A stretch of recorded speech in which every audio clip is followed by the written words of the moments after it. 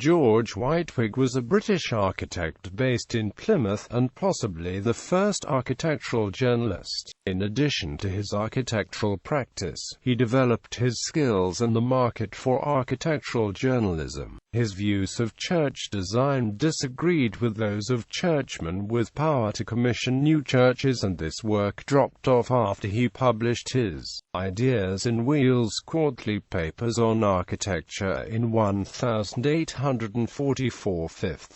He married twice but had no children and died at Portishead on 9 July 1872.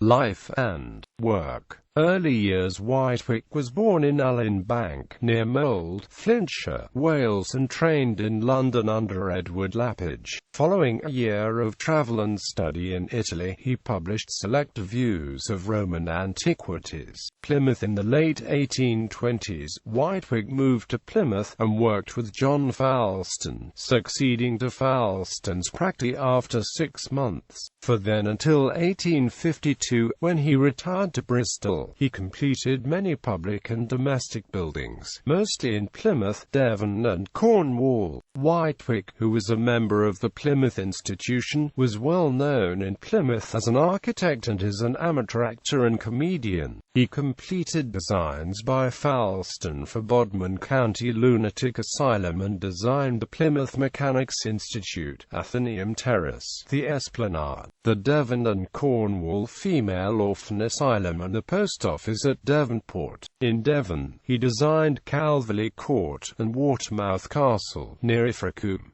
Work in Cornwall. Among the buildings that he designed in Cornwall were country houses at Luxtow in Liskeard and Trevano, near Helston, Penquite at Gollant, and alterations to Tregrean House at St. Blaise. In the Buildings of England, Cornwall, Nicolaus Pevsner identifies as Wightwick's Work Street, Michael and All Angels, Bude Street, Mary's at Portreath, Probus Vicarage, St. Luke's, Tydeford, and Tregrean House near St. Blaise, and St. John's, Tresloden.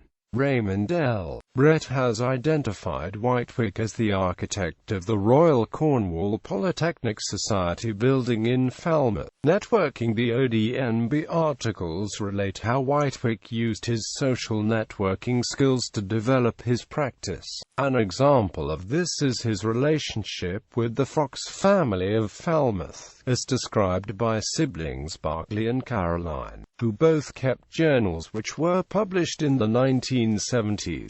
Barclay Fox notes the brilliant lecture that Wightwick gave at the Polytechnic, The Romance of Architecture, the companionship at the meeting of the British Association in Plymouth, and his visit to the new Bodmin Lunatic Asylum with Wightwick. Caroline Fox describes Wightwick's witty table talk when he dined at Pencherrick, the Fox family home, her attendance at a lecture he gave, and news that he would move to Clifton. Through this long period, Wightwick kept contact with this family of opinion formers and powerful social networkers. Writings. His first work was Select Views of Roman Antiquities. After his retirement from architectural practice, he continued his writing about architecture, both in the Bristol papers and the National Professional Press. Books by George Wightwick, architect, held by the British Library, Nettleton's Guide to Plymouth and to the neighbouring country, etc. Hints to young architects, comprising advice to those who are destined to follow the profession. The Palaces of Architecture, A Romance of Art and History. Richard I, a romantic play in 5 acts. Henry II, a tragedy in 5 acts.